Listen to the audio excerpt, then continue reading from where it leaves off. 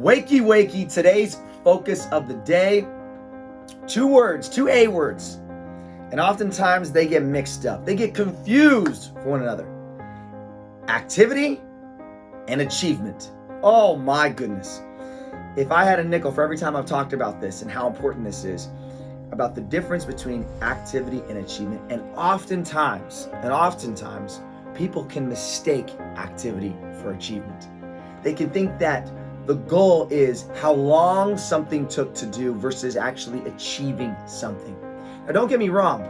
To achieve great things, it's going to take time. It's going to take some hard work. It's going to take sacrifices. It's going to take sweat equity. It's going to take some painful days and nights, and it's going to be a struggle at times. But that is never the achievement. The achievement is the job isn't done until the job gets done. So when we look at this, we got to take a step back and say, am I operating at more of an activity level, or do I operate more at an achievement level? Is my to-do list for the day more focused around doing activities, or are all those activities each day on my to-do list focused on achieving a greater goal? And here's one of the activities and exercises that I want you to do. For every activity that you have that day, for everyone, just pick one. Why are you doing that? What does that lead to? In what level does that lead to achievement? So if you need to build something, if you need to do something, if you need to make a call, let's just take work for example. I'm going to use this as an example. So you can say, oh, I need to make 10 phone calls today. I got to reach out to 10 people. Now, let's just call person A. Person A says, I made my 10 calls today. Got them done. I did it. I just did the work. I made the 10 calls today, right? He feels like, well, I said I was going to do 10. I did 10. Now, person B is like, of the 10 calls, what's the purpose of them?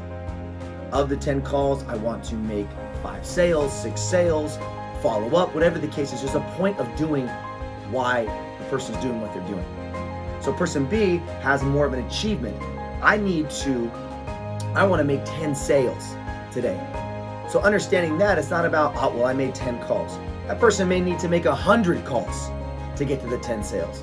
That person may need to make 20 calls. That person may need to make 1,000 calls. But person B is focused on achievement.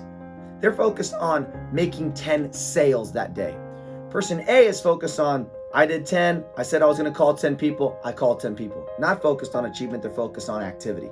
So they'll feel good because they think like they did something, but they really didn't do anything because they didn't achieve anything. Person B is focused on a target. They're focused on achievement. And so the work that's going to take to get to that 10 sales, for example, is most likely not going to be 10. It's not going to be at 10 for 10. It's going to be 20 or 30 or 100 or 200. The point is it's going to be a lot more.